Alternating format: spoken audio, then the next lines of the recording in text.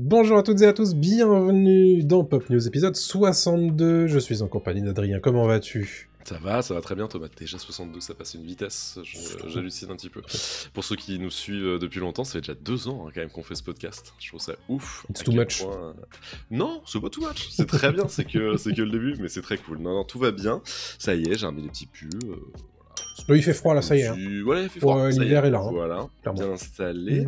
Avec ce petite série d'automne qui nous accompagne, ces petits films aussi.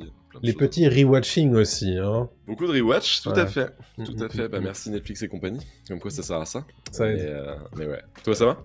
Ça va super, écoute. Un peu la fatigue, mais ça c'est l'automne qui débarque, tu vois. Oui. Non, mais en vrai, sinon, grand plaisir d'être avec vous. Toutes les 2 semaines, hein, dans vos oreilles, évidemment, les lundis. Un lundi sur 2 sur Twitch en direct, mais aussi un mercredi sur 2 sur les plateformes de podcast pour le récapitulatif bimensuel de l'actualité pop culturelle. J'ai toujours l'habitude de dire hebdomadaire, mais ce n'est plus le cas. C'est ça, faut perdre l'habitude, c'est chiant. Hein. C'est un peu pénible, hein, ça faisait 2 ans. C'est pas qu'on voudrait pas, hein. Ouais. Techniquement, c'est du boulot vraiment pour nous maintenant, et voilà, c'est des contraintes. C'est chaud. Technique, mais sinon on le ferait avec grand plaisir, même tous les jours. Finalement, on serait là tous les jours. Ah ouais. Et tu sais quoi, on serait professionnalisé là-dedans. Pourquoi pas une émission de radio, genre, ou un truc... Oui, mais bien sûr. J'ai toujours rêvé de faire une matinale pop culture, moi. Tu sais, un truc que je regrette, c'est qu'on n'ait pas commencé ce podcast en plein Covid. Grave. Je pense que là, on serait fait plaisir comme jamais, et ça aurait été très différent. Mais... on aurait ses pairs. Ouais, même au-delà de ça, juste on aurait pu faire ça un peu tous les jours, tous les 2 jours, ça aurait été sympa, quoi. J'avoue, de fou. Ouais. De fou. Alors qu'est-ce que c'est que Pop News? C'est votre récapitulatif pop culture, comme je le disais. Chaque 2 semaines, du coup, on vous fait le point sur les news, le point box-office. Un gros sujet cette semaine qui est dédié à un sujet qui serpente un peu depuis quelques mois dans nos discussions, qui sont les fandoms toxiques. Donc de la pop culture, et qui impacte évidemment lourdement certaines productions hollywoodiennes. Donc on va essayer de détricoter un petit peu ce qui se passe en coulisses du côté d'Hollywood pour voir comment ils gèrent tout ça. Est-ce qu'ils le gèrent ? Et si oui, comment ? Donc ça, ce sera notre gros sujet de la semaine. Ensuite, on aura le radar des sorties, et puis les recos de fin d'épisode. J'ai tout dit, sauf un truc hyper important. Suivez-nous sur les différents réseaux sociaux, laissez des petits likes chaque fois que vous nous voyez, des commentaires là où c'est possible d'en laisser. Suivez-nous sur Discord pour rejoindre la communauté rapprochée, balancez les petites étoiles sur les plateformes de podcast, et puis si le cœur vous en dit, balancez quelques deniers sur notre page Ko-fi, ça fera évidemment super plaisir, et mettre un petit peu de beurre dans les épinards. Arigato gozaimasu. Voilà pour les... Voilà pour le point introductif. Adrien, je te propose de commencer avec des news un peu tristes, puisqu'on a appris ces 2 dernières semaines 2 décès d'importance dans la sphère pop culture. Exactement, le premier c'est celui de Maggie Smith.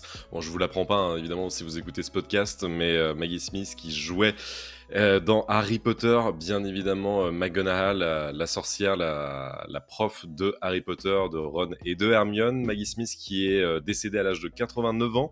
Elle était aussi connue pour la série Downton Abbey. Pour ceux qui ont regardé, beaucoup la décrivaient outre-Manche comme une légende du cinéma et de l'acting, un trésor national. C'est notamment ce qu'ont dit le roi Charles et Daniel Radcliffe. Elle aura évidemment marqué le cinéma avec les rôles dont j'ai parlé juste avant, mais elle a quand même une carrière presque longue de 8 décennies, ce qui est quand même assez énorme, et elle a remporté plein de prix. Je le savais pas, elle a remporté 2 Oscars, et elle était toujours extrêmement drôle et extrêmement vive malgré son âge avancé. Ces derniers temps, on la voyait encore sur des plateaux de télévision, notamment au Graham Norton Show en Angleterre, donc c'est une perte assez immense, et elle a été saluée par d'autres acteurs comme Miriam Margolyes de Harry Potter et Emma Watson bien sûr qui jouait Hermione dans la franchise. Donc ça c'est pour la première nouvelle assez triste. Et du côté de la France, encore une fois je vous l'apprends pas non plus, c'est le décès de Michel Blanc, qui est mort à l'âge de 72 ans des suites d'un choc anaphylactique. Il a fait une crise cardiaque en fait suite à ce choc allergique, et il est mort à 72 ans. Il était connu évidemment pour son rôle de Jean-Claude Duss dans Les Bronzés, mais pas que, parce que c'était quand même un énorme pilier de la comédie française et aussi du drame, notamment Monsieur Hir, et puis l'exercice du pouvoir, si je me trompe pas, l'exercice de l'État, je ne sais plus. L'exercice de l'État, je crois. L'exercice de l'État, pour lequel il a reçu un César du meilleur second rôle. Et donc évidemment, toute l'équipe du Splendide s'est réunie pour saluer leurs camarades de jeu. On a vu aussi récemment Gérard Jugnot interviewé, c'est celui qui a le plus parlé, Gérard Jugnot, de son ami disparu. Et ils sont tous évidemment sous le choc. Et ça fait très bizarre de perdre un des Bronzés. C'est un peu comme Matthew Perry, avec Friends. C'est le premier à partir, et c'est très étrange en fait de se dire que quand on regarde les Bronzés 2 et les Bronzés 3, même si on regarde un peu moins quand même, on n'a plus Michel Blanc, quoi. Donc voilà, c'est encore une fois aussi un acteur qui a été salué par tous ses pairs, et même jusqu'à l'Élysée, évidemment. Emmanuel Macron a fait une petite déclaration qui va bien. Ouais, c'est au-delà de ça, c'est vrai que ça fait bizarre parce que c'est marqueur d'une génération aussi, de beaucoup de générations, ces acteurs-là, et on a tous évidemment un rôle préféré de Michel Blanc ou de Maggie Smith. Il y a un truc qui m'a toujours fait rire au sujet de Maggie Smith, c'est elle joue une bonne sœur dans Sister Act, et elle est incroyable dans ce rôle-là, et vraiment on sous-estime beaucoup Maggie Smith, on sous-estimait beaucoup Maggie Smith parce qu'elle faisait, récemment elle faisait Downton Abbey et Harry Potter, mais en vrai elle a une carrière assez qui est très très longue, quoi, et puis vraiment, sa façon d'être très très stricte, mais à la fois joviale, et assez fascinante. Elle était parfaite pour le rôle de McGonagall, c'était vraiment ça. C'était ça qu'il fallait, quoi. Et donc, puis Michel Blanc, que dire, quoi. Revoyez Les Bronzés, c'est ce que j'ai fait. Exactement. Quand te reverrai-je. Voilà donc pour ces deux news tristes. On va aller évidemment sur des news un peu différentes par la suite. Je vais vous proposer de revenir un petit peu sur une annonce qui a été faite lors d'un PlayStation State of Play, donc qui est un petit peu une grande annonce autour de l'univers PlayStation, qui a été faite fin septembre. Et on a appris, alors il n'y a pas eu grand chose de très intéressant dans ce State of Play, dans cette conférence, mis à part l'annonce d'une suite à Ghost of Tsushima qui s'appellera Ghost of Yotei, qui est un nouveau jeu du coup, qui n'est pas une suite directe puisque on reste évidemment dans l'univers, on est toujours au Japon, mais on va aller chercher un nouveau protagoniste, une nouvelle histoire, une nouvelle région à explorer. Donc fini l'histoire de Jin Sakai qu'on avait vu du coup dans Ghost of Tsushima. Cette fois on se trouve en 1603 et on joue Atsu qui s'élance selon le pitch dans un voyage dans les terres avoisinant le mont Yotei, une zone remplie de plaines à perte de vue, de toundra enneigée et de dangers inattendus. Et dans le trailer on la voit faire face à un homme qui est en train de mourir a priori et qui lui dit tous les Ronins sont après toi, est-ce que tu crois toujours être la chasseuse, puisque oui c'est une protagoniste, et ça se déroulera 300 ans après les événements de Ghost of Tsushima, a-t-on appris sur le blog PlayStation. Alors pour information, le mont Yotei se trouve au cœur de la région d'Ezo, qui est en fait le Hokkaido moderne. Donc Hokkaido, c'est l'île la plus au nord du Japon, et qui est une zone du coup à l'époque en dehors de la loi japonaise. Et donc on va s'éloigner de tout ce qui est clan de samouraïs bien organisé qu'on avait vu dans Ghost of Tsushima, et on va jouer du coup Atsu, qui est donc une femme samouraï, une ronin on imagine, qui sera jouée et motion capturée par Erika Ishii, qui est une actrice de doublage américaine. Pour les gens qui connaissent un peu Apex Legends, c'est la voix de Valkyrie. C'est elle ? Ouais. Donc voilà, yes. Sachez-le.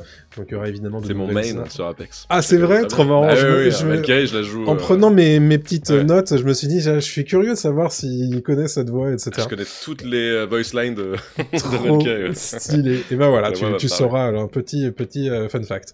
Du coup, évidemment, il y aura des nouvelles armes, et vu qu'on est beaucoup plus loin dans l'histoire que de Ghost of Tsushima, il y aura aussi la possibilité d'avoir des armes à feu, dont une carabine. On voit aussi dans le trailer l'apparition d'un loup. On se demande s'il y aura pas une espèce de familier aussi dans le jeu. Et puis sachez que c'est le premier jeu de Sucker Punch, du coup les développeurs de Ghost of Tsushima, conçu spécialement pour la PlayStation 5, et a priori, ça devrait sortir en 2025 sans plus de précision. Alors évidemment, comme d'habitude avec les jeux vidéo, voilà, c'est jamais c'est des promesses qui n'engagent que ceux qui les croient, donc on peut s'imaginer que ce sera potentiellement décalé en 2026 s'il y a retard, mais voilà, l'objectif à l'heure actuelle, c'est que ce soit pour 2025 sur PlayStation 5, et moi très honnêtement, j'ai très hâte, parce que Ghost of Tsushima, c'est difficile à dire, moi j'adore, donc c'est le seul jeu que j'ai platiné ces dernières années, et j'ai trop hâte de faire cette suite. Ah, tu m'en avais parlé en bien. Je sais que je l'ai jamais fait entièrement, loin de là, parce que j'ai juste testé chez toi à l'époque. C'est vieux. C'était en 2017, je crois, 2018, un truc comme ça, la sortie de Tsushima. Mais j'avais vraiment adoré. Non, peut-être un peu plus tard quand même. Pas beaucoup plus tard, bref. Et c'est vrai que c'est un jeu qui m'a toujours fait de l'œil, mais à l'époque, j'avais plus de PS4 et j'ai jamais eu de PS5, donc compliqué pour le faire. C'est sorti en 2020 sur PS4. Ah ok, si tard que ça, je pensais que c'était plus... Je vais vérifier. Et sachez que le jeu est disponible sur PC depuis mai 2024 pour les gens qui seraient curieux et qui n'auraient pas encore joué. Ça marche, mais en tout cas, non, super news, et la cinématique est très jolie, ça a l'air très très sympa. Et il y a un côté un peu Blue Eye Samurai, en fait, je trouve. Ah, de fou. Sur la série Netflix, sur la femme, justement, samouraï, qui se la joue Ronin, etc. Ça peut être très sympa. Ouais, ça fait évidemment penser à tout ça, et moi j'ai envie de voir ça. Avec grande impatience, tout comme la saison 2 de The Last of Us, qui a dévoilé son trailer ces 2 dernières semaines, il y a 11 jours pour être très précis. Yes, tout à fait, quelle transition incroyable, ça parle encore jeux vidéo, mais côté série cette fois-ci, avec la saison 2 de The Last of Us qui se dévoile enfin un peu plus, même si je pense que... Un petit conseil que je vous donne, c'est de ne regarder le moins possible, parce que même avec les bandes annonces, je pense qu'on peut capter 2-3 petits trucs, donc faites attention, même s'ils font très attention eux-mêmes à pas trop en dévoiler, mais voilà. Bref, cette bande annonce est sortie, elle est portée par le titre Future Days de Pearl Jam, qui est aussi très important dans le jeu The Last of Us Partie 2, qui était sorti lui en 2020, si je me trompe pas, normalement. Je vais re-regarder. Et on retrouve évidemment Joel et Ellie dans cette bande-annonce. On voit aussi d'autres personnages, des nouveaux amis d'Ellie, à savoir Jesse et Dina. On voit Jesse qui justement parle un petit peu avec Ellie, et aussi une scène dans laquelle Ellie joue de la guitare face à Dina. C'est quasiment plan pour plan ce qui se passe dans le jeu vidéo. On a une nouvelle actrice qui arrive aussi, c'est Catherine O'Hara, qu'on a vu très récemment dans Beetlejuice, qui parle à Joel dans cette bande-annonce, qui l'interroge en fait sur ses sentiments de culpabilité par rapport à ce qu'il a pu faire dans la saison 1. Pour ceux qui l'ont pas vu, je vais pas spoiler, mais voilà, elle le travaille un petit peu là-dessus, et on voit beaucoup de scènes d'action, notamment des paysages enneigés, où il y a des clickers qui errent un petit peu dans le décor. On voit aussi un autre personnage qui s'appelle Abby, qui est joué par Caitlin Dever, qui a une extrême importance dans cette suite, qui est un personnage vraiment extrêmement important. Et on verra d'autres lieux, on le distingue un tout petit peu dans cette bande-annonce, à savoir Seattle, et je veux pas trop en dire, il y aura d'autres factions, communautés qui apparaîtront. Voilà, j'ai vraiment pas trop envie de spoiler parce que faut garder la surprise. Encore une fois, pour moi, The Last of Us partie 2 est bien plus grand et bien plus intéressant que The Last of Us 1, même si j'adore le 1 aussi, et ils peuvent en faire une grande série. Ça va être peut-être un tout petit peu compliqué au niveau de la narration. Je suis très curieux de voir ce qu'ils vont faire Neil Druckmann et Craig Mazin là-dessus, parce que le jeu vidéo a une narration assez particulière, qui fait qu'il est construit de cette manière-là. Est-ce que ça fonctionnera aussi en série? À voir. En tout cas, on a très hâte. Ça sera en 2025, ça c'est sûr. On n'a pas de date précise, mais c'est quasiment sûr qu'ils vont balancer la date pour début 2025. Je table, moi, sur un petit janvier-février 2025. C'est ce qui avait été fait pour la première saison. On l'imagine être un peu dans les clous, sachant que la saison 2 avait pas spécialement pris de retard sur son tournage, donc on peut s'imaginer, quoique il y avait eu la grève des scénaristes et tout, donc à voir, mais le tournage n'avait pas vraiment été décalé, je crois qu'ils avaient prévu de faire leur truc, c'est ça, donc à voir. Oui, on s'imagine que ce sera pour la première moitié de l'année 2025, ça paraît assez évident. C'est ça. Dans le chat, on a une question Franck qui dit: j'espère que la saison 2 ne sera pas trop violente. Comment te dire que ça va être d'une extrême violence en fait, et prépare-toi juste à quelque chose de très très difficile, pas forcément au niveau de la violence physique. Ah si, quand même, si, ça va être très violent dans tous les cas. Non, mais quoi qu'il arrive, voilà, si vous n'en connaissez rien, si vous n'avez pas joué à la partie 2, je vous conseille de regarder cette saison 2 sans trop en savoir quoi que ce soit. Et voilà, moi je suis évidemment très curieux de voir comment ils vont transcrire cette première partie du jeu numéro 2, parce qu'ils vont évidemment l'adapter en plusieurs saisons, voir ce qu'ils vont garder, ce qu'ils vont pas garder aussi.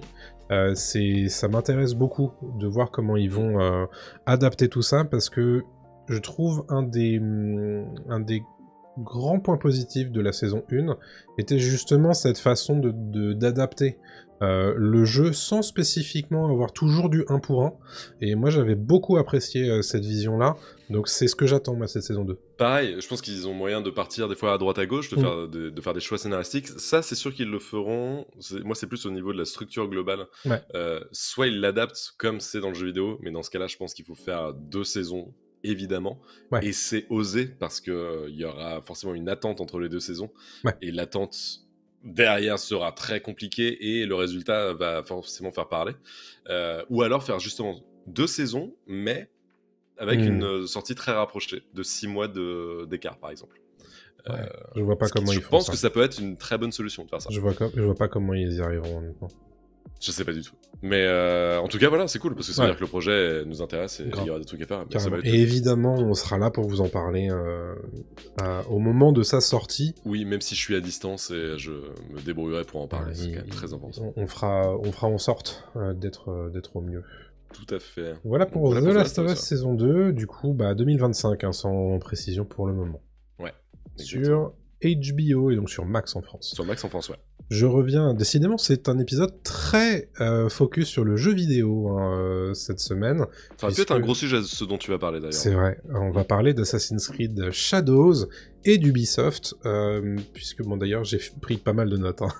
Donc, bear with me. Assassin's Creed Shadows, qui, pour les gens qui connaîtraient pas, est la nouvelle mouture de la licence Assassin's Creed, qui est une des licences les plus grand public, en fait, qui existe à l'heure actuelle dans le monde du jeu vidéo, qui est développé et édité par Ubisoft, et le prochain épisode s'appelle Shadows, et devait sortir fin octobre prochain, a été décalé au 14 février 2025, et je vais vous expliquer un petit peu pourquoi, les tenants et les aboutissants de ce décalage, de ce retard. Assassin's Creed Shadows, pour les gens qui ont certainement juste vu passer une pub ou un trailer, c'est le Assassin's Creed qui se déroule dans le Japon féodal, où on va incarner 2 personnages différents avec 2 gameplays et des mécaniques différentes de jeu. Jeu qui, au demeurant, a l'air très intéressant, mais qui est impacté de plein fouet par les problématiques économiques qui frappent Ubisoft en ce moment, puisque justement, ils veulent faire en sorte que ce Assassin's Creed Shadows passe un petit peu remonter la pente à l'éditeur, qui en ce moment est dans une très mauvaise passe, puisque, pour être très précis, le cours en bourse d'Ubisoft s'est effondré ces derniers mois. Fin septembre, l'action Ubisoft, ça coûtait 9,26 €, et c'est son niveau le plus bas en 10 ans, sachant que 2 semaines plus tôt, il était déjà à 15 €. Donc autant vous dire que là on est vraiment en train de plonger. Ouais. Et alors pourquoi ? Alors c'est-à-dire que ça fait un petit moment quand même que Ubisoft a des problématiques de vente notamment, et surtout Ubisoft manque de stabilité dans ses résultats, ce qui ne rassure pas du tout ses investisseurs. Par exemple, l'exercice 2022-2023, c'est une perte nette de 500 millions d'euros pour Ubisoft. C'est aussi une dette en augmentation, et donc forcément tout ça, ça ne rassure pas du tout les marchés, et en plus de ça, le jeu qui devait un petit peu redorer un petit peu ce blason et redonner foi aux investisseurs dans la marque, c'était Star Wars Outlaws, qui est sorti fin août dernier, et ce jeu, même si côté critique des spécialistes, c'est plutôt pas mal. Du côté public, on a beaucoup de problématiques sur les notes des joueurs, et à tel point que les analystes JP Morgan, donc qui sont des spécialistes en analyse de données, de vente, etc., prévoyaient précédemment que le jeu s'écoulerait à 7 500 000 exemplaires. Et ils ont revu leur copie en se disant que d'ici la fin de l'année fiscale, donc fin mars 2025, le jeu s'écoulerait plutôt à 5,5 millions d'exemplaires, soit 2 millions de moins sur l'estimation. Et les indicateurs comme ça s'accumulent autour d'Ubisoft, et là où on s'imaginait justement que un jeu open world, dans monde ouvert, dans l'univers de Star Wars, ça pourrait driver énormément de ventes, et donc beaucoup de chiffres d'affaires, c'est sans doute moins le cas que ce qui était imaginé. Et donc, les investisseurs, de plus en plus frileux autour de l'action Ubisoft, à tel point qu'Ubisoft et son partenaire, enfin la famille Guillemot qui détient Ubisoft à part majoritaire, et son allié le plus proche, Tencent, qui détient 10% du capital d'Ubisoft, sont en train de potentiellement imaginer une sortie de la bourse pour Ubisoft, pour faire en sorte que l'entreprise soit moins frappée par les marchés et par le manque de foi des investisseurs. Donc on est vraiment dans une très très mauvaise passe pour l'éditeur français, qui pour l'instant n'est pas à l'abri d'une OPA, en fait, qu'il avait évité de justesse en 2018 face à Bolloré, rappelez-vous. Vivendi, ouais. Donc voilà, c'est compliqué en ce moment pour Ubisoft, et c'est aussi pour ça qu'Assassin's Creed Shadows a été repoussé, parce que même s'il est finalisé à l'heure actuelle, on essaie de mettre tous les facteurs derrière le jeu pour qu'il fonctionne et qu'il rapporte un max, parce que on a l'impression que c'est un peu le triple A de la dernière chance pour l'année fiscale d'Ubisoft cette année. C'est triste quand même de se dire ça, parce que c'est quand même eux qui pendant des années ont porté le jeu vidéo, même si ils ont su leur lot de critiques, il n'y a pas de souci, bien sûr. Mais c'est vrai que tu as l'impression qu'ils se sont un peu endormis ces dernières années, et ils ont enchaîné beat sur beat sur beat. Notamment Skull and Bones, qui était vendu comme un truc génial, ça avait fait un four total. Et puis la recette Far Cry like H24, Assassin's Creed like H24, au bout d'un moment, c'est vrai que les joueurs se sont lassés, quoi. C'est ça. J'espère pas que ça va se crasher, j'espère vraiment qu'ils vont trouver une solution et que le AC Shadows, la Assassin's Creed Shadows va fonctionner, même si je l'achèterai pas forcément, donc moi ça m'intéresse pas spécialement les derniers Assassin's Creed, quoi. Mais juste que Ubisoft au moins ça leur donne un petit coup de fouet et ils repartent sur autre chose, quoi. Ouais. En tout cas, voilà, le cœur du truc, c'est Assassin's Creed Shadows qui a été décalé au 14 février, donc date de la Saint-Valentin 2025 pour les gens qui la fêtent. Et on espère évidemment que le jeu saura un petit peu rebooster l'éditeur, parce que le dernier truc qu'on veut, c'est qu'un éditeur qui emploie presque 20 000 personnes se casse la gueule, parce que en général, c'est jamais bon pour les travailleurs, quoi. Mais effectivement, si ça peut aussi donner un coup de boost à la créativité de l'éditeur, c'est peut-être pas une mauvaise chose. Ça peut être très bien.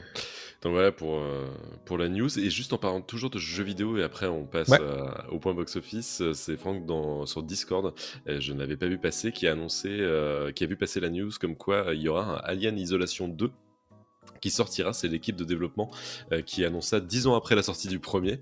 Est-ce que ça concorde? Moi je pense, avec la sortie d'Alien Romulus, qui est quand même énormément inspiré d'Alien Isolation, et Alien Romulus cet été en salle a cartonné, donc peut-être qu'on a dit aux développeurs d'Alien Isolation les gars, même si le succès était moyen, il était là, quand même, il y a un succès critique et un peu public, mais ils l'ont pas vendu par palette entière.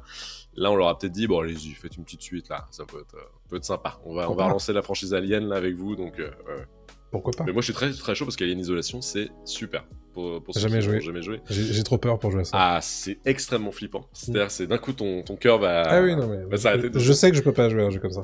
Et pour ceux qui connaissent pas, c'est qu'en gros on joue la fille d'Hélène Ripley, Amanda Ripley, qui cherche sa mère et qui se retrouve sur le vaisseau je sais plus quoi, et qui fait face à un alien, exactement comme dans le premier en fait, avec Hélène Ripley. Et la génie d'Alien Isolation, c'est qu'en fait l'alien qui est contrôlé par l'intelligence artificielle s'adapte à tout ce qu'on va faire. Donc c'est-à-dire qu'au fur et à mesure, en fait, on aura de moins en moins de choix pour se cacher.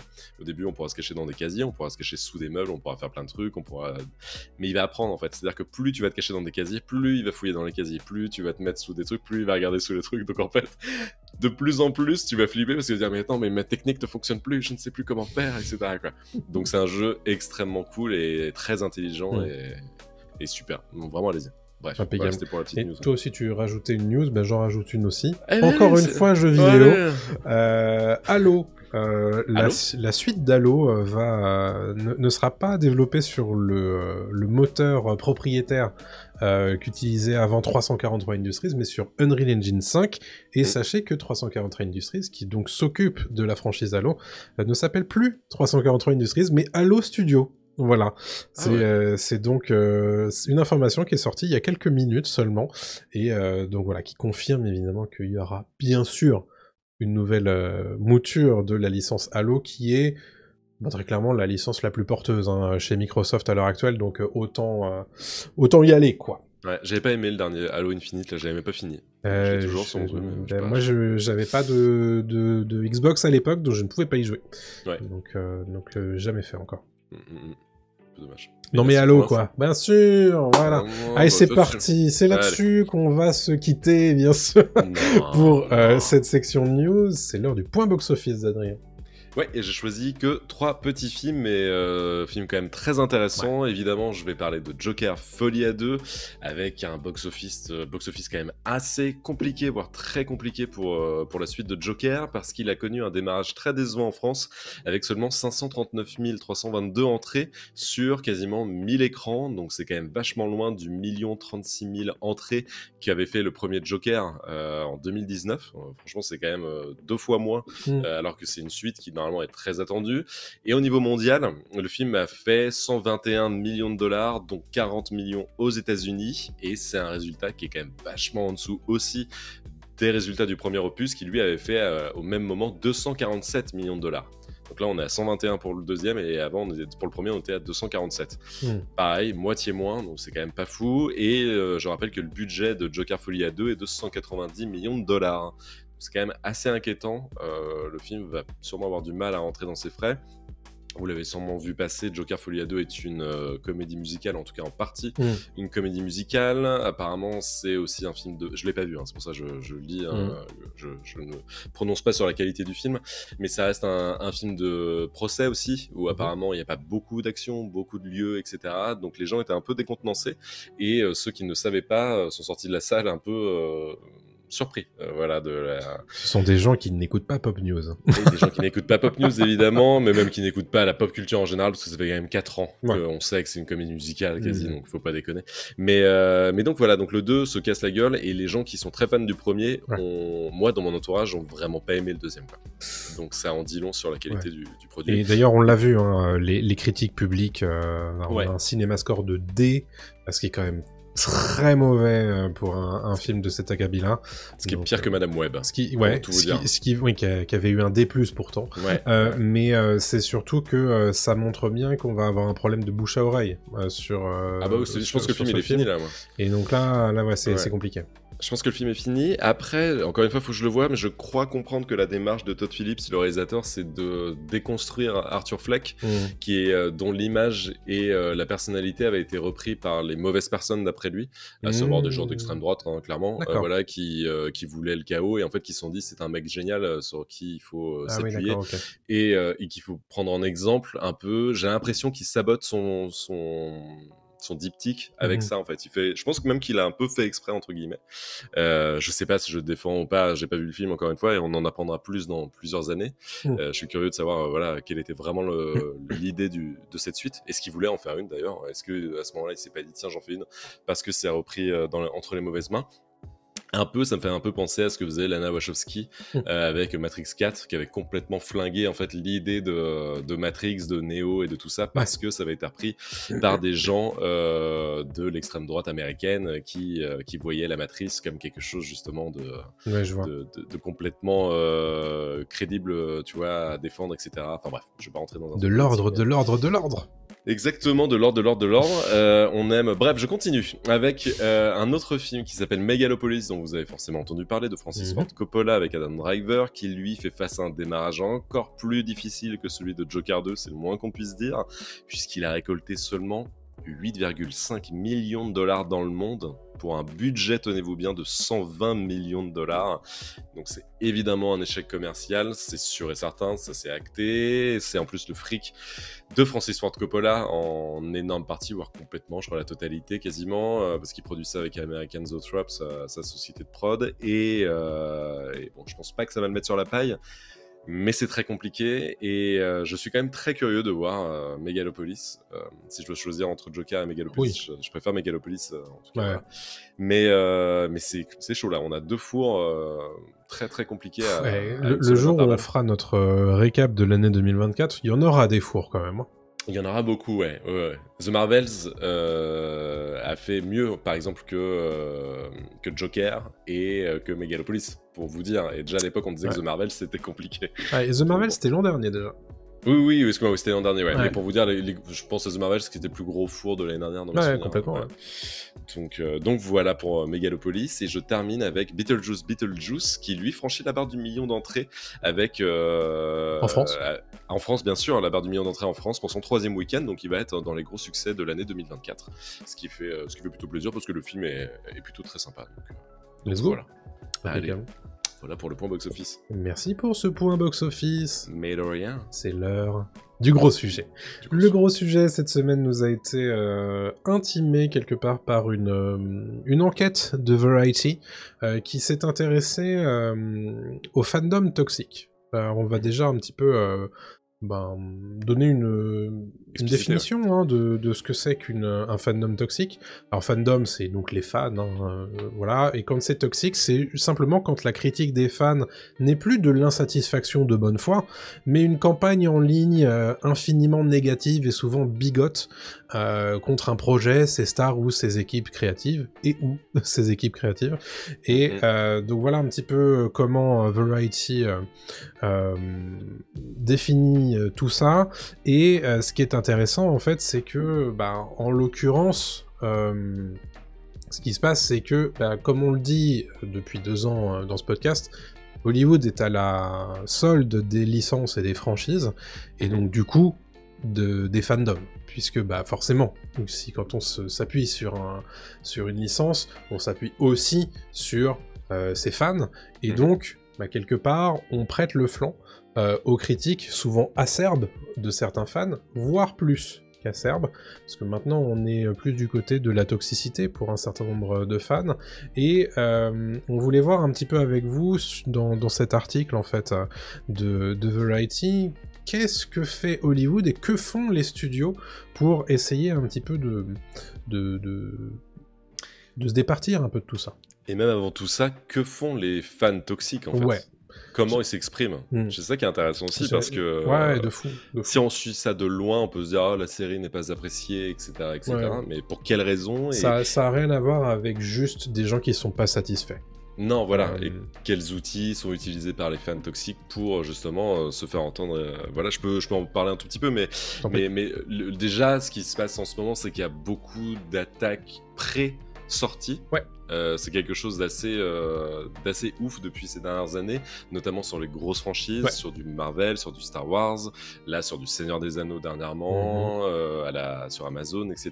Donc en fait, dès qu'une bande-annonce sort, dès qu'il y a une annonce de casting un peu trop woke pour certains, dès que ça suit pas exactement ce qu'ils ont imaginé, et tout de suite ça part en review bombing. Donc review bombing, qu'est-ce que c'est ? C'est de mettre des notes négatives directement avant même qu'une série, qu'un film ou qu'un jeu vidéo soit sorti sur les plateformes. Ou sans même l'avoir vu.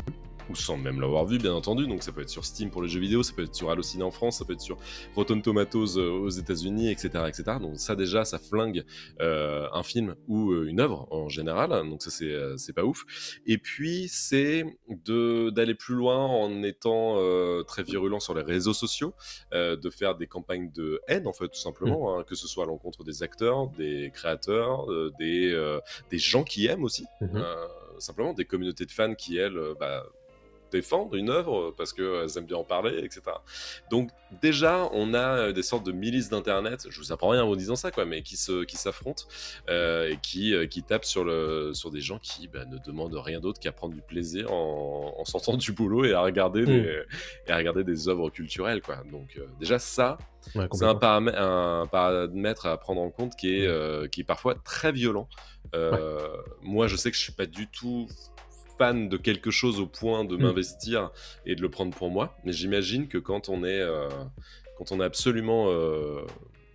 adore absolument une œuvre, c'est compliqué de se prendre tout ça, quoi. Oui, et puis même sans adorer, en fait, il y a un truc aussi, c'est que je le disais il y a pas si longtemps que ça sur Twitter, je faisais un mini thread, et en fait j'avais l'impression que les seules personnes qui s'expriment, c'est les gens qui aiment pas. Et les gens qui aiment un peu, du coup, tu sais, ils sont pas suffisamment engagés pour défendre, tu vois. Et donc du coup, on arrive à un truc tellement déséquilibré qui fait que on n'entend plus que les gens qui ont des choses négatives à dire, et ça commence à devenir compliqué en fait. Donc tu l'as dit, les review bombing, on voit que ça marche parce que regardez. Quand on a un D en CinemaScore sur Joker 2, les gens se posent la question de est-ce qu'on va y aller ou pas. Bon, évidemment, quand on a du review bombing sur Rotten Tomatoes, ça fonctionne aussi. Tu l'as pas cité, mais il y a aussi tout un écosystème YouTube qui adore balancer, tu sais, des trucs très putaclic, en mode en gros, flanquer du saut de l'infamie, telle ou telle production, en mode, ça c'est nul à chier, surtout n'y allez pas, ou alors, toutes les semaines, quand il y a un épisode de truc qui sort, on va en faire des caisses autour du fait que c'est nul et qu'il faut absolument pas le regarder, et que les gens qui apprécient sont des nazes. Donc ça c'est un truc qui existe aussi vraiment sur YouTube. Parce que l'algorithme met ça en avant aussi. Hein. Complètement. L'algorithme du négatif, il est concret. C'est aussi le cas dans les médias, on le sent que... mais c'est un truc humain aussi, malheureusement, de plus c'est négatif, plus on va se dire « Ah, quand même intéressant, cette vision quand même un peu à contre-courant, quoi. » Ouais. Bon, malheureusement, c'est comme ça. Ouais, carrément. Après, il y a évidemment, comme tu le disais, les insultes sur les réseaux sociaux, et puis ça va parfois jusqu'aux menaces de mort. Hein. On a des exemples, notamment l'actrice Leslie Jones autour de Ghostbusters 2016. Alors évidemment, moi je me prononce pas sur la qualité du film, je l'ai même pas vu. Mais quand on en arrive... C'est pas un grand film, mais oui, non, mais voilà, mais quand on en arrive à envoyer des menaces de mort à une actrice... Oui. Bon. Ouais. C'était le cas, alors j'ai perdu son nom, de celui qui jouait Jar Jar. Oui, Ahmed Best, ouais. Ouais, voilà, qui avait failli se suicider suite au retour, et à l'époque, il n'y avait pas de réseaux sociaux, hein. Suite au retour désastreux des fans qui avaient fait campagne contre un personnage en 3D, quoi. Ouais. Et lui, il avait pris à cœur. C'est surtout qu'en fait, ce qui se passe, c'est que souvent, en fait, tu te rends compte que les gens attaquent la personne sur ce que son personnage fait ou sur ce que son personnage est. Donc là, Je pense que quand The Last of Us va être diffusé, ça va revenir. Je vous le dis juste comme ça. C'était déjà le cas avec le jeu, donc on se doute bien que ça va être pareil. C'était déjà le cas avec le jeu, vous imaginez même pas ce que ça va être avec la série. Bref. Mais ouais, bien sûr. Et donc aujourd'hui, il y a des réseaux sociaux. Ce qui fait que c'est encore plus compliqué, et c'est là où l'article est intéressant, et je te laisse... C'est ce que dit John Van Sitters, qui est le vice-président du développement de la marque de Star Trek, qui travaille sur la licence depuis les années 90, et il dit en gros, en substance, moi je pense pas que ça ait tant changé que ça en termes de quantité par rapport aux années 90. La seule chose qui a changé, c'est le mégaphone que représente Internet et l'espèce de caisse de résonance que représente Internet, et donc le fait que ça soit tellement plus simple pour les gens de s'attaquer nommément à ces gens qui représentent bon gré mal gré certaines de ces œuvres, et donc du coup que les dérives soient hyper importantes et de plus en plus toxiques en fait, parce que à une époque on envoyait des lettres si tu veux pour parler à des acteurs et on les envoyait en général dans une boîte aux lettres au studio, donc c'était simple de faire le tri. C'était mieux avant. Est-ce que c'était mieux avant ? Je sais pas, mais... C'est une blague. Non mais, quelque part, pour littéraliser un petit peu ta question rigolote, il y a un côté... peut-être que sur ces trucs-là, les gens étaient protégés au moins. Ah bah techniquement oui, parce qu'ils pouvaient pas, ils faisaient pas face à ça directement sur leur smartphone, sur leur écran d'ordi et même à la télé, etc. quoi. Bah, en fait, c'est juste que les gens avaient moins voix au chapitre, donc moins t'as de personnes qui parlent, moins t'as de chances d'être exposé. C'est le revers de la médaille des réseaux sociaux, quoi. C'est génial, en même temps c'est déprimant au possible, c'est ce qu'on a aujourd'hui entre les mains, quoi. Mais bref, c'est pas le procès des réseaux sociaux qu'on fait aujourd'hui, mais sur comment on les utilise et qui les utilise. Oui, c'est ça. Et les contre-mesures utilisées par les studios pour ces fandoms toxiques et comment protéger les stars. Ouais. C'est une question qu'on s'était posée, je crois, la semaine dernière, il y a 2 semaines plutôt, parce qu'on parlait de Harry Potter en parlant des gamins qui vont être castés à la place de Ron, Hermione et Harry Potter pour les rôles d'Hermione, Ron et Harry Potter.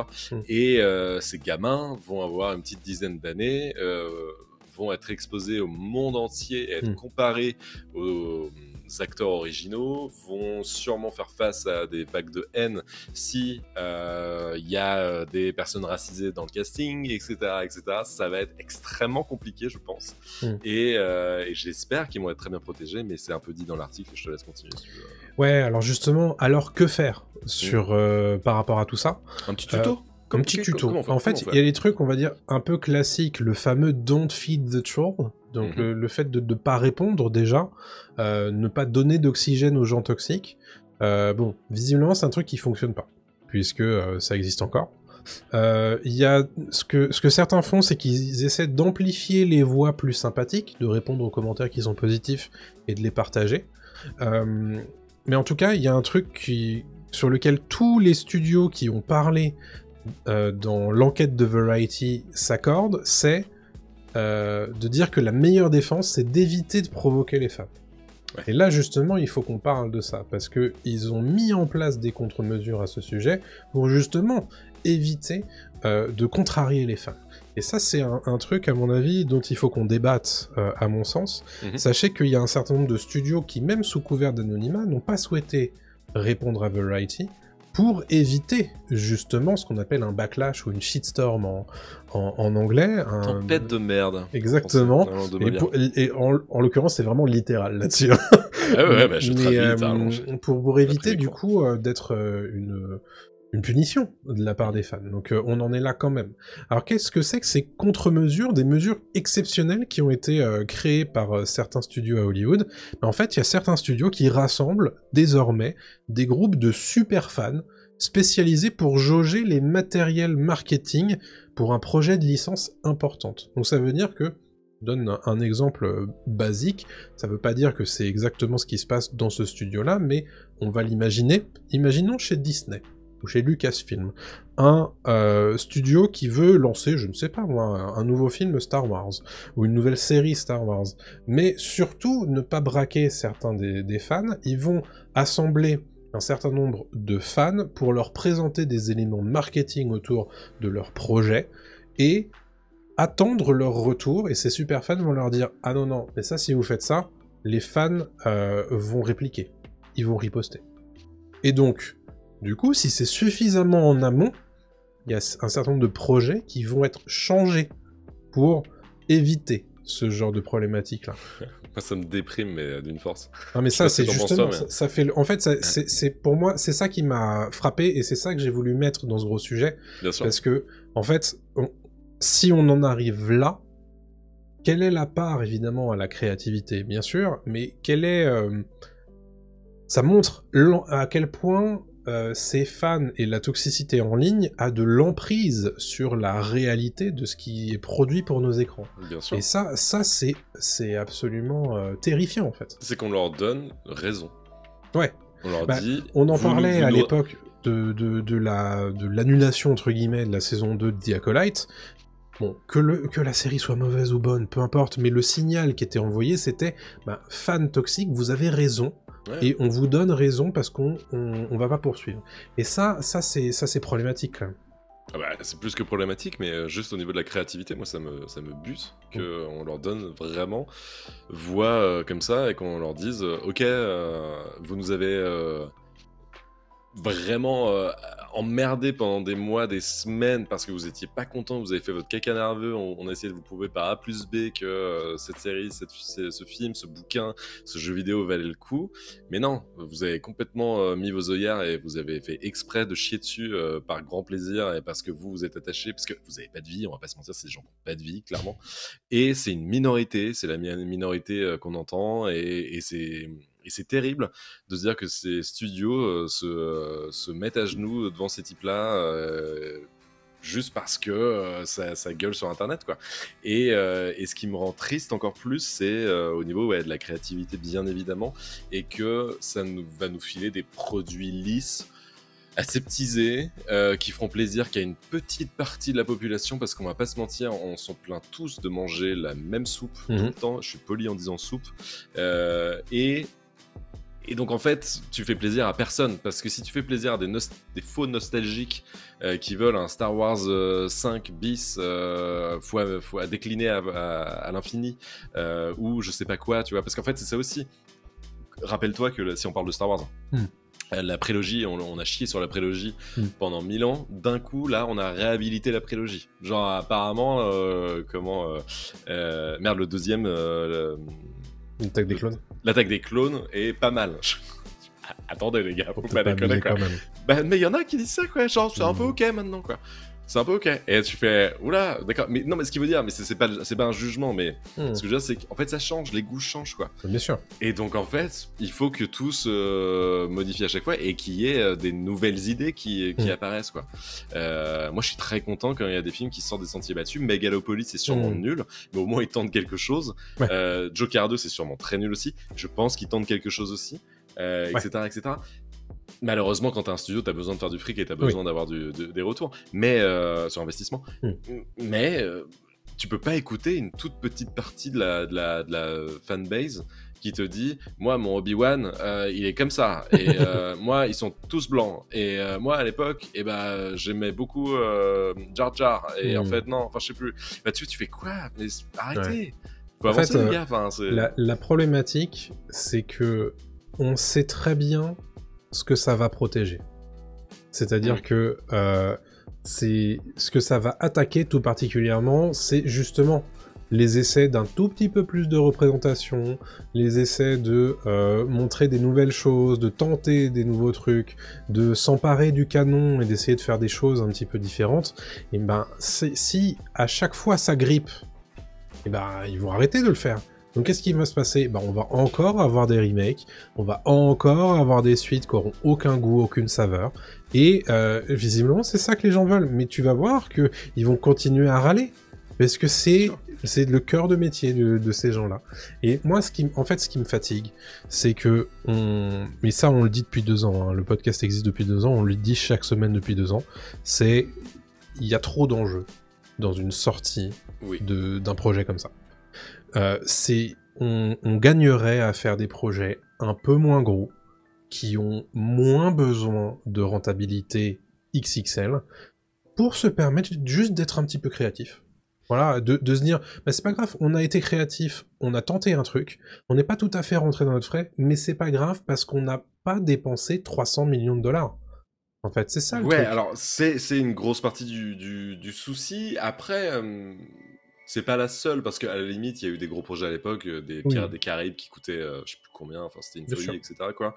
Mais qu'un film coûte énormément d'argent, ça me dérange pas. C'est évidemment un pari, c'est très compliqué, mais on l'a vu avec Cameron, il arrive toujours à nous surprendre, à faire Avatar, et il rapporte, et ça devient le film le plus rentable de tous les temps. Enfin, c'est un film qui rapporte énormément.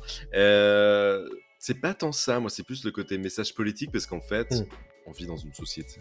On vit dans une saucisse. Et on vit dans une saucisse, et en fait, on est dans un truc, dans une époque dégueulasse, on va pas se mentir. Ah bah ouais. Très compliqué, parce que tout le monde veut tirer la couverture à soi, tout le monde pense avoir raison sur la politique, et la politique fait partie des œuvres de culture depuis tout temps. Qu'on le veuille ou non. Qu'on le veuille ou non, et heureusement même, parce que ça a pour but, pour moi, une œuvre, même si elle est light, de te faire réfléchir un petit peu, quoi.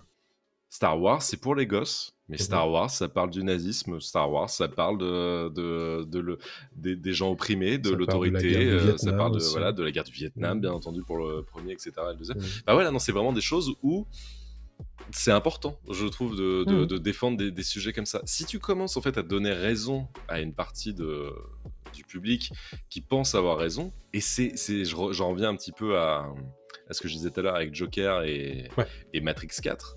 C'est des gens qui perdent le pouvoir sur leurs œuvres, des réalisateurs, des créateurs. Et si tu donnes le pouvoir aux fans, les fans souvent en font de la merde, malheureusement. Alors après, on va me dire, c'est parce que toi, t'es pas d'accord avec les fans qui pensent ça. Oui, peut-être parce que j'ai une conscience politique et je suis quelqu'un un peu plus pondéré, j'imagine. Mais je veux dire, je ne vois pas tout de suite rouge quand il y a un petit peu plus d'inclusivité et tu vois, de diversité dans mon œuvre de culture, quoi.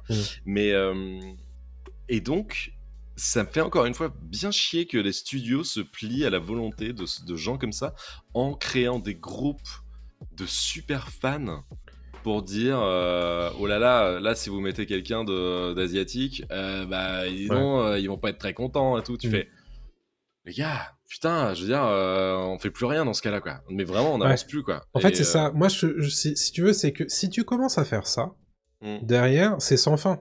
C'est-à-dire que l'idée c'est que ok, on va dire ok, tu peux pas mettre un noir dans ce rôle là.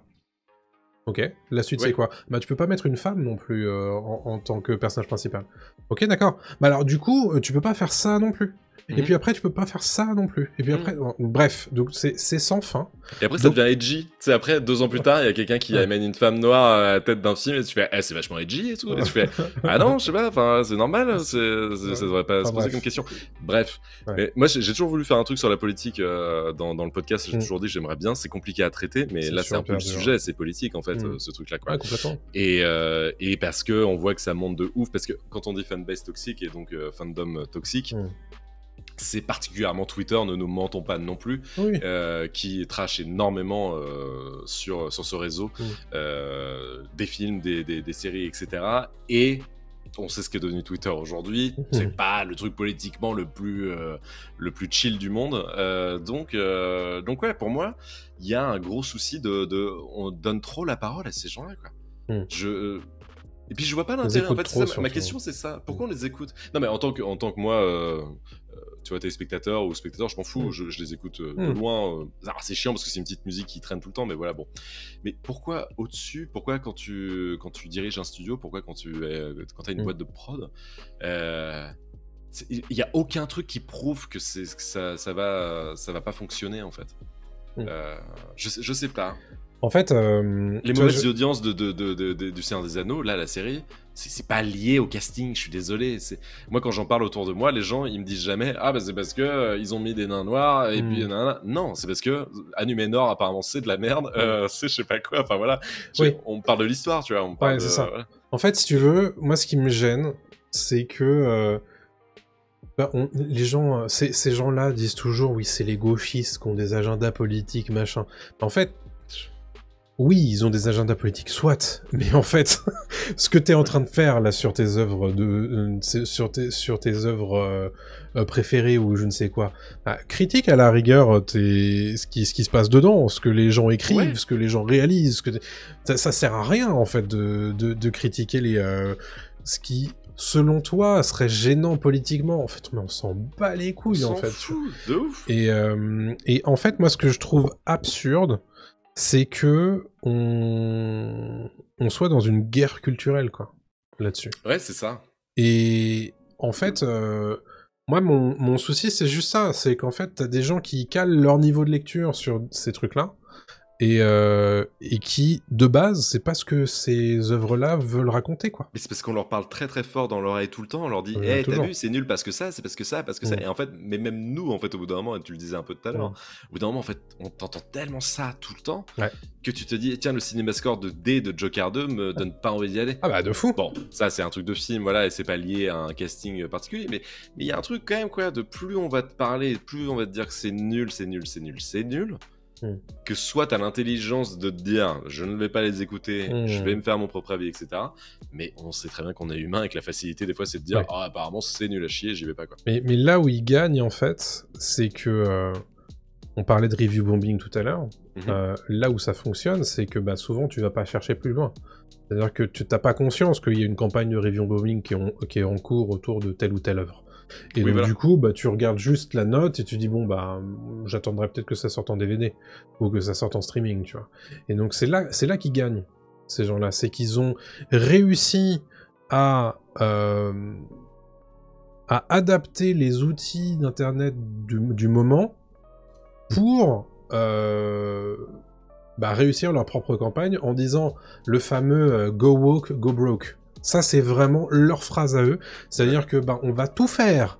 Si toi tu oses être woke, déjà qui est un terme utilisé on sait par qui. Qui est galvaudé, non, puis qui est galvaudé comme jamais. Bien sûr. Si tu oses être un petit peu inclusif, oh là là, qu'est-ce qu'on va te faire? Et donc du coup, on va faire toute une campagne autour de toi et on va être très heureux de te dire que ton film il a pas marché, que ta série elle a pas marché. C'est exactement ce qui s'est passé avec The Acolyte, qui au demeurant a ses problèmes. Hein. C'est pas la meilleure série du monde, loin de là, mais qui a été annulée pour les mauvaises raisons. Et Lucasfilm veut juste pas l'assumer. Et ça, c'est un problème. Disney veut pas l'assumer. Oui, voilà. Mais bref. Et donc, du coup, ça... En fait, le problème, c'est que maintenant, tout est tellement brouillé par les torrents de caca qu'on nous envoie à la tête sur les réseaux sociaux tout le temps, qu'on ne juge plus les œuvres. Non. Et il est là, le souci. Ouais, alors, parce que, encore une fois, c'est politique aussi, mais si on juge les œuvres, mais pas de la bonne manière. Mais on les juge quand même. Mais pas de la bonne manière. On juge pas l'œuvre là pour sa qualité scénaristique, artistique, etc. Non, évidemment. Mais ces gens-là le font, tu vois, de cette manière-là. Mais non, il y a un truc. Par contre, les outils mis à leur disposition, comme le review bombing, ça peut à l'inverse servir. Je prends l'exemple d'Apex Legends, le jeu Apex Legends, qui est édité par Electronic Arts. Electronic Arts, qui est quand même l'éditeur le plus gourmand au niveau de l'argent, voilà, et qui aime bien soutirer un petit peu d'argent avec des loot box, des choses comme ça, des skins payants à ses joueurs, avait du jour au lendemain, sans vraie raison, il y a quelques semaines, augmenté les prix de loot d'Apex, et ça avait gueulé. Le seul vrai moyen de répondre pour les joueurs, c'était de faire du review bombing et donc de descendre en flèche le jeu. Ça a marché. L'éditeur est revenu sur son choix et bizarrement n'avait plus besoin d'argent à ce moment-là et il n'y a pas de problème, quoi, jusqu'au prochain épisode. Mais tu vois, des fois ça peut servir. C'est juste comment c'est utilisé. La méthode est dégueulasse, mais si elle fonctionne pour eux, oui, ils auraient tort de se priver. Je les défends pas du tout, mais tu vois, en fait, ce qu'il y a, c'est que tous ces trucs-là deviennent des armes, en fait. Et quand ces armes sont dans les mauvaises mains, et souvent elles tombent dans les mauvaises mains, ça devient problématique, quoi. Et on en arrive, du coup, à comment dire, des acteurs qu'on doit protéger de la toxicité de certains fans. Parce qu'encore une fois, ce qu'on dit depuis tout à l'heure, c'est pas tous les fans, c'est certains fans. Certaines franchises en plus. De certaines franchises aussi, même si j'ai l'impression que plus ça va, plus ça se démocratise quand même, ce qui est un problème. Mais on en arrive quand même à des degrés, c'est-à-dire qu'il y a des équipes médias sociaux qui sont obligés de prendre la main sur les comptes réseaux sociaux de certains acteurs ou certaines actrices, tellement on s'attaque à eux dans les phases les plus difficiles, quoi. Et c'en est même à tel point que on engage même des firmes de sécurité pour effacer des informations de certains acteurs sur Internet, pour éviter que des informations sensibles les concernant soient balancées sur Internet. Mais dans quel monde on vit, en fait? Alors, on sait très bien qu'on vit dans un monde de merde, c'est pas ça que je dis. Mais là, très franchement, on en arrive à des degrés qui sont juste débiles, quoi. Ouais, ça me fait penser à James Gunn à l'époque, quand ses tweets avaient été déterrés et qu'il avait été viré de Disney, pour ensuite revenir à la maison mère, quoi, mais et finir son gardien, cette trilogie des gardiens de la galaxie.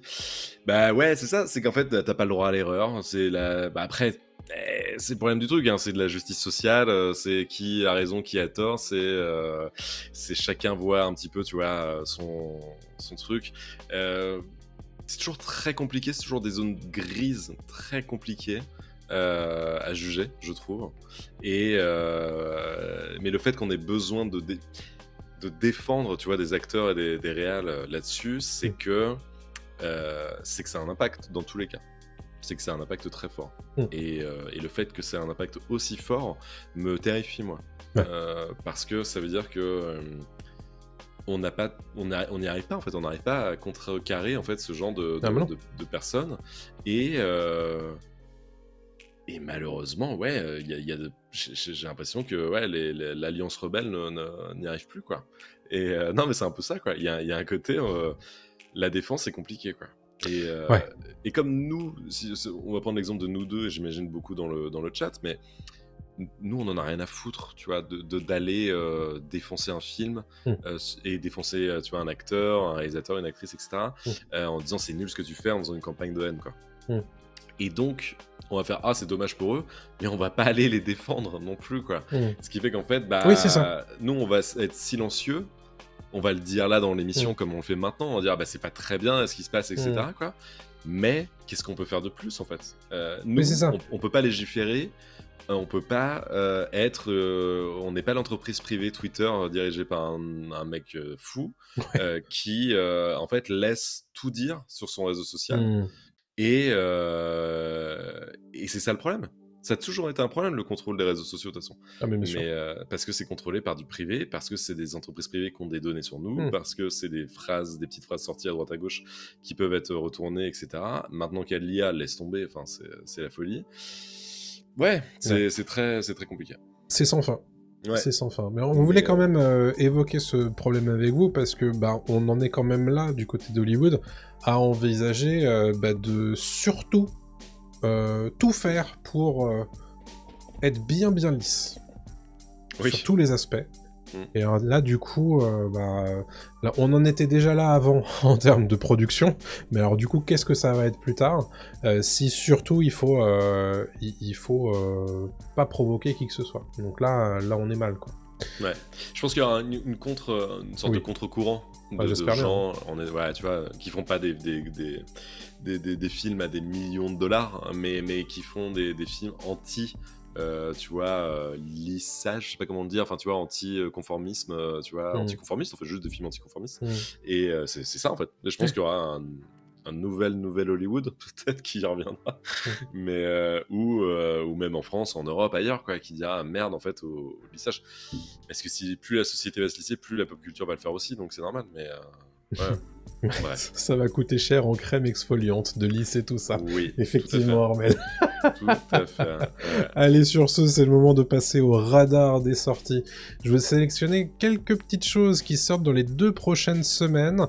La première, c'est un film d'animation qui s'appelle Le Robot Sauvage, qui sort le 9 octobre. C'est un film d'animation de Chris Sanders avec Lupita Nyong'o et Pedro Pascal en doublage. Le Robot Sauvage, ça suit l'aventure d'une épopée d'un robot qui, après avoir fait naufrage sur une île déserte, doit apprendre à s'adapter à un environnement hostile en nouant petit à petit des relations avec les animaux de l'île. C'est DreamWorks qui s'occupe de tout ça, et moi j'ai très envie de voir ça parce que ça a l'air très joli, ça a l'air tout mignon. Apparemment c'est incroyable, ça a l'air très très beau, et il fait déjà un carton au box-office. Écoutez, ce qui me rassure parce que j'avais peur qu'un film comme ça soit un peu compliqué à vendre et à marcher. Apparemment il marche très bien. J'ai hâte de voir ça en France, du coup c'est le 9 octobre. Très très chaud. Tout comme le documentaire sur l'histoire de Christopher Reeve qui s'appelle Superman, l'histoire de Christopher Reeve, ça sort le 9 octobre. C'est un documentaire sur la vie hors du commun de Christopher Reeve, évoquant bien sûr son rôle de Superman, mais aussi son accident qui l'a rendu tétraplégique en 1995. Donc ça c'est pour les amateurs de documentaires, mais aussi pour les gens qui apprécient Christopher Reeve et son rôle de Superman. Je pense que ça peut être très intéressant à les regarder. Le 16 octobre, toujours en salle, on a Smile 2 qui sort. C'est un film d'horreur de Parker Finn avec Naomi Scott. À l'aube d'une nouvelle tournée mondiale, la star de la pop Sky Riley se met à vivre des événements aussi terrifiants qu'inexplicables. Submergée par la pression de la célébrité et devant un quotidien qui bascule de plus en plus dans l'horreur, Sky est forcée de se confronter à son passé obscur pour tenter de reprendre le contrôle de sa vie avant qu'il ne soit trop tard. Voilà pour le film d'horreur. Donc ça c'est la semaine prochaine, le 16 octobre. Mais j'ai quelques petites choses qui sortent en streaming aussi pour vous ces 2 prochaines semaines. On a Tomb Raider, la légende de Lara Croft, qui sort sur Netflix le 10 octobre. C'est une série animée avec Hayley Atwell. Plus de 25 ans après ses premières aventures, Lara Croft continue d'explorer d'anciens mystères et de découvrir des vérités perdues à travers des destinations à couper le souffle. La célèbre aventurière doit interrompre son périple à rentrer chez elle plutôt lorsqu'un dangereux et puissant artefact chinois est dérobé au manoir Croft par un voleur ayant une étrange connexion personnelle avec elle. Mystère, mystère. La saison 2 d'Entretien avec un vampire est disponible sur Paramount Plus le 11 octobre prochain en France. C'est la suite de la réadaptation du roman d'Anne Rice avec Jacob Anderson et Sam Reed. Et je sais que toi tu as vu la saison 1 et que tu as apprécié. Très bien, c'est super. J'y allais à reculons, j'en ai rien à foutre. J'ai maté ça d'une traite. J'ai fait, c'est très très bien. C'est vraiment très très bien. Par rapport au film, ça donne quoi ? En fait, c'est... Bah, évidemment, Tom Cruise et Brad Pitt, c'est autre chose. Hein. Mais non, c'est parce qu'ils reprennent l'époque contemporaine. Donc, on est vraiment en 2023-2024, c'est pas mal. Et il y a un côté beaucoup plus assumé sur l'homosexualité. Bon, c'est totalement assumé, en fait, l'homosexualité entre les deux. Ce qui n'était pas le cas dans le film de Jordan, non, je sais plus comment il s'appelle, le réalisateur du je me souviens plus. Bref, Neil Jordan. Et c'était pas du tout assumé, donc en fait c'était un peu genre Brad Pitt et Tom Cruise qui se faisaient vite fait genre un bisou dans mes souvenirs, mais c'était pas incroyable, je crois même pas en fait. Et là c'est non, là on y va, ils sont ensemble, ils sont en couple, c'est vraiment très cool, et il y a vraiment justement toute leur vie sur un siècle dans la saison 1 au moins de couple en fait. Ce que t'as pas dans un film, ce qui est compliqué en fait à avoir, tu vois. Ouais. Donc là, t'as des trucs de tromperie, de trucs comme ça, et puis de comment. Et c'est très gore, c'est très bien réalisé, c'est très bien joué, et la 2 apparemment est très très cool aussi. Donc trop bien. Mon cousin américain qui a des cassettes m'a dit que c'était super quoi. J'ai très hâte de voir la 2, moi je l'ai pas vu encore. Stylé. Impeccable. Donc c'est sur Paramount Plus à partir du 11 octobre en France. Et disponible d'ores et déjà La légende de Vox Machina saison 3 sur Prime depuis le 3 octobre. 3 premiers épisodes de cette série animée sont d'ores et déjà disponibles. C'est adapté de la première saison de Critical Role, donc c'est du jeu de rôle Donjons et Dragons. Et notre bande de marginaux doit s'élever au-dessus de leurs démons intérieurs et extérieurs pour tenter de sauver ceux qu'ils aiment, mais aussi le monde entier. Tant qu'à faire, moi j'aime beaucoup Vox Machina, c'est un truc que les gens ne regardent pas en France, et à tort. Série animée qui est vraiment très très cool. Dans l'univers Donjons et Dragons, voilà. Si vous avez aimé Donjons et Dragons, l'honneur des voleurs, je pense que vous aimerez La légende de Vox Machina. C'est dans ce genre-là, avec le côté un peu irrévérencieux qu'on est capable de faire aussi en animation. Il y a des membres un peu déchiquetés, il y a des sgags un petit peu à l'air, il y a des cacas qui tombent un petit peu partout. Donc vraiment, c'est un peu n'importe quoi, mais ça fonctionne. Moi j'aime beaucoup. Et il y a moyen que cette saison 3 soit très très cool. J'ai pas encore regardé, mais je vous en parlerai la prochaine fois. Ouais, je vais mettre ça. Yes. Et c'est la fin du radar. Il m'a eu sur le caca, me dit-elle. Voilà, exactement. Bon, bref, il y a un barde, il y a un barde de gnome dans cette série qui fait n'importe quoi. Et qui est vraiment très cool. Genre, c'est vraiment un womanizer de fou. C'est vraiment rigolo. Alors que c'est un gnome avec une petite guitare, quoi. Exactement. Ok. C'est rigolo. Bon allez, je vous laisse là-dessus sur le radar des sorties. On a 3 recos à vous faire en fin d'épisode, donc allons-y Adrien. Est-ce que tu vas nous parler de Balatro ? Ouais, Balatro qui est sorti il y a quelques mois maintenant, je pense, Balatro, mais moi que j'ai téléchargé la semaine dernière sur mobile, c'était la sortie jeudi dernier sur smartphone, et tout le monde m'en avait parlé. Je savais que c'était un grand jeu, je l'avais testé un petit peu sur console, mais j'avais pas vraiment pris le temps d'apprécier le concept. Je vais essayer d'être simple. Alors, Balatro est un jeu de poker, donc on peut faire des combinaisons paires, double paire, brelan, suite, couleur, etc. Et le but du jeu, c'est de monter en blinde comme au poker, donc il y a petite blinde, grosse blinde et la blinde boss, donc ça c'est une manche à chaque fois. Donc le déroulé d'une partie, c'est qu'on va choisir une petite blinde, et on va devoir remplir et avoir le nombre de points qu'il faut pour battre la petite blinde, par exemple. Donc la petite blinde va te demander 300 points. Et si tu veux faire 300 points, il faut que tu fasses des suites, des couleurs ou des paires, etc. Tu as un nombre limité de mains que tu peux jouer. Tu as un nombre limité de défausses aussi de mains.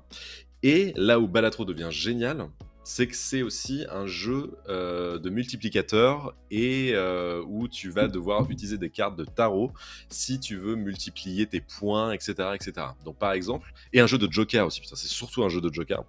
En gros, tu vas tomber sur des jokers à chaque manche qui vont par exemple te filer la possibilité d'avoir beaucoup plus de points quand tu fais des paires, qui vont te dire vous avez un multiplicateur si là vous jouez que du pique. Si vous jouez carte haute, donc c'est-à-dire une seule carte, et que c'est une figure, donc un roi, reine ou valet, et bah là d'un coup vous avez, tu vois, gagné, je sais pas quoi. Bref, vous avez compris le principe. C'est dur à expliquer Balatro parce qu'en fait il faut vraiment l'avoir en main pour bien choper le tout quand même. Mais ouais, ça va, ok.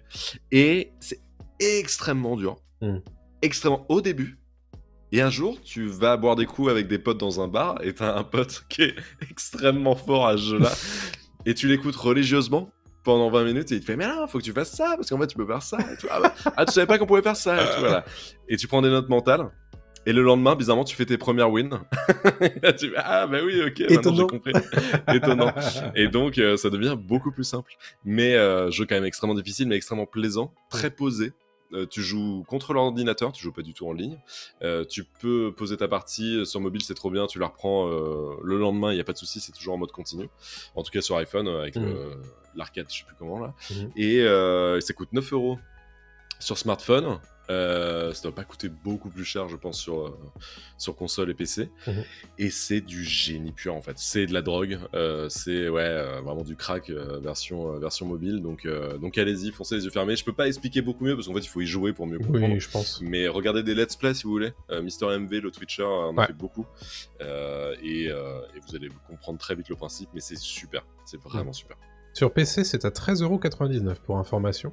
Okay. Donc sur console, j'imagine que c'est pareil, et je l'ai vu à 9,99 € sur l'Apple Store. Ouais, donc oui, c'est ça. Il est... Ah bah 10 balles, ouais, il est à 10 balles sur l'Apple Store. J'ai dit 9, ouais. Je me suis fait avoir par le marketing du 9. Alors moi, du coup, je résiste, parce que je sais que je vais me droguer à ce truc-là, et que du coup, mon temps libre, qui est déjà réduit à peau de chagrin, va être vraiment de la taille d'un timbre-poste. Donc tu vas adorer. Ouais. Ah, sur Apple Arcade, c'est gratuit, nous dit Ten, pour les gens qui seraient abonnés à la formule, c'est vrai. Oui. à la formule d'abonnement de jeux Apple. Oui, voilà. C'est vrai. C'est vrai qu'il y a de ça, mais je le suis pas, mais oui, c'était bien vu, ouais, tout à fait. Voilà donc pour Balatro qui donne quand même sacrément envie. Hein. Les gens qui aiment les jeux de cartes, je pense qu'il y a moyen que vous appréciez. Je vais vous faire un petit retour quand même sur Le Seigneur des Anneaux, Les Anneaux de Pouvoir saison 2, qui a terminé sa diffusion le 3 octobre dernier. Moi j'ai terminé la saison juste avant l'enregistrement en fait, parce que j'étais en retard, j'avais 3 épisodes de retard et voilà, bref, j'ai balancé ça tout ce week-end. Et c'est mieux que la saison 1. C'est mieux que la saison 1. C'est toujours pas incroyable, mais c'est mieux que la saison 1. Bon. C'est difficile. Très franchement, il y a des améliorations, je trouve, côté réal. Il y a des petites envies de réalisation. Il y a des trucs où tu sais pas comment ils ont fait ça. Et ils ont fait que ça dans la caméra et c'est quand même très très stylé. Okay. Il y a une amélioration côté scénario. C'était pas dur, mais c'est toujours pas fou. En fait, je pense que la grosse problématique qu'a cette série, c'est surtout qu'il y a trop d'intrigues. Et il y a trop d'intrigues, et même s'ils ont réduit énormément les intrigues les plus chiantes de la saison 1, il y a quand même trop de trucs qui se passent, et ce qui a du mal à rendre certains, notamment le final, très impactant. Et ça, c'est un peu dommage. Mais malgré tout, voilà. Qu'est-ce que tu retiens, toi ? Je fais pas partie des haters, moi, personnellement, de la série. Vous le sauriez de toute façon. Mais, donc, du coup, j'ai quand même passé un bon moment parce que voilà. Mais en fait, voilà. Non, mais en fait, si tu veux, moi, je passe un moment parce que, déjà, ça me fait plaisir d'être dans ce monde-là, même si je sais très bien que tout ça, c'est vraiment énormément d'inventions, voire de la fanfiction autour du lore de Tolkien, puisque, il y a énormément de choses là-dedans qui sont pas écrites, en fait, par Tolkien. Donc moi, je le profite de façon très occasionnelle. Je suis pas là, tu sais, à ouvrir ma Bible et à se dire « Ah non, mais ça n'existe pas, ça, Oui, c'est pas fait comme ça, machin. » Je suis vraiment là de façon très occasionnelle à regarder. Ce qui est un truc que j'apprécie, c'est que, bon, bah, évidemment, visuellement, c'est toujours à tomber par terre. Et encore plus en cette saison 2. Il y a des très très jolies partitions en termes d'acting, j'ai trouvé, de la part notamment de Charlie Vickers, qui joue, on le sait depuis la fin de saison 1, 3 secondes, Sauron. Et donc, alors, il était bof en saison 1. Et là, il est bien. Et je trouve que... Alors, je sais pas si c'est parce qu'on lui sert plus de choses intéressantes à dire, ou parce qu'il joue avec l'acteur qui fait Celebrimbor qui est vachement cool, et le duo fonctionne super bien sur cette saison 2. Mais très franchement, j'ai été surpris qu'il en soit là justement en saison 2. Et c'est une dynamique que j'ai vraiment beaucoup aimé dans cette deuxième saison. Et moi, il y a un truc que je comprends pas, c'est que, bon, je spoil vite fait, mais donc, tu l'as dit, il y a Sauron dans la 2. C'était le final de la 1, en mode, il y a Sauron, et là, d'un coup, ils se font, ouais, mais on va garder Sauron un petit peu quand même avec nous, c'est sympathique, personne va griller que c'est Sauron, en fait, alors que... En fait, j'avais de gros doutes là-dessus, très franchement, avant la saison, et au final, ça passe super bien. Ouais, c'est bien expliqué. Parce que, en fait, si tu veux, les gens qui savent sont pas du tout là. Oui, c'est ce qu'on m'a dit. Et donc, du coup, ça passe crème. Je pensais que j'aurais été gêné de fou. Et en fait, non. Là, de ce point de vue-là. Il y a d'autres trucs qui sont gênants, notamment il y a quand même énormément de facilité scénaristique, notamment sur la fin de saison où t'as des personnages qui se téléportent, des trucs comme ça, bon... Ouais. Donc ça, évidemment, ça n'empêche pas que, voilà, il y a des soucis encore dans la série, mais malgré tout, il y a un step-up. J'ai remarqué, autant, tu vois, la première saison, j'avais trouvé que c'était assez plan-plan au niveau réalisation. De temps en temps, il y a des trucs un peu sympas qui se passent en saison 2. Malgré tout, je pense que les gens qui n'ont pas aimé la saison 1 vont pas aimer la saison 2. Je pense que c'est pas la peine de... Oui, c'était ma question, si j'ai vraiment aimé très moyennement, ça vaut pas le coup. Je pense que c'est pas la peine de te forcer, très franchement. Ouais. J'ai très peu de souvenirs de la 1. Ouais, donc... Et pourtant, j'ai une très bonne mémoire normalement de je vais pas te dire force-toi, parce que mon avis, ça va pas te plaire. C'était un peu boring de ouf, quand même, la 1. Ouais, et alors justement, je trouve que c'est un peu mieux, maintenant qu'il y a les anneaux de pouvoir qui sont vraiment dedans, c'est un des gros points de focus de la saison 2, il y a quand même... C'est un peu plus rythmé, c'est pas toujours super rythmé, mais c'est... Ouais, en fait, c'est plus Galadriel, l'héroïne, maintenant, c'est limite... Bah, en vrai, ouais, le vrai focus de cette saison 2, c'est plus Sauron, ouais, c'est ça. Sur et Celebrimbor. C'est ça qui sont... Donc, ouais, franchement, ouais. Ok. Mais je mettrais peut-être pour la saison 3, 4 ou 5 où d'un coup la Sauron il sera enfin au Mordor. En vrai, si ça se trouve d'ici à ce qu'on arrive à la saison 5, ça sera vraiment devenu un truc cool. Mais bon, c'est vrai que quand tu rates un peu ton lancement, c'est toujours un peu compliqué. Quoi. Les audiences sont dégueulasses. Donc. Ouais. Moi, je pense que ça va se cracher en saison 3, puis c'est fini, basta. Bah, on verra. En fait, c'est rigolo, mais t'as l'impression que la saison 2, elle est déjà un peu... c'est déjà un peu terminé, tu vois. Ah ouais? Je suis un peu surpris d'ailleurs qu'ils attendent à ce point-là pour annoncer la saison 3, sachant qu'a priori c'est en bonne voie. Mais t'as l'impression que ils étaient là en mode bon, on va un peu terminer notre machin si jamais on n'a pas de saison 3. Ouais. Mais donc moi très franchement voilà, j'ai passé un bon moment. Je comprends les gens qui crachent un peu dessus d'un point de vue œuvre. Les gens qui crachent dessus d'un point de vue politique, vraiment ouais, non, ça, on s'en fout, ça ne m'intéresse pas. En revanche, voilà, c'est toujours pas dingue, c'est mieux que la saison 1. J'aimerais bien que ça soit encore mieux. S'il y a une saison 3. Bon, pour l'instant, la bataille des 2 saisons, c'est toujours House of Dragon qui la remporte. Oui, et pourtant, ouais. Ok, ça marche. Juste vite fait, sur Amazon Prime, en ce moment, il y a The Penguin qui est vraiment bien. Mais j'en ferai une crise. C'est sur Amazon Prime ? Non, je suis complètement. Ah, sur Max. Qu'est-ce que je raconte? C'est Oui, sur mais toi, Max. tu l'as Je via passe par le Amazon. truc. Oui, moi, je fais de la merde. Bref, mais Mattez the Penguin, les 2 premiers épisodes sont sortis. C'est Les très sympa. pingouins. Mais je ferai une critique plus tard quand tous les Carrément. épisodes seront sortis. Mais si vous devez voir un truc en ce moment, c'est The Penguin. C'est On vraiment a hâte de t'entendre parler de ça. très sympa. Est-ce que rapidement tu nous parles de Dead Rising? Ouais.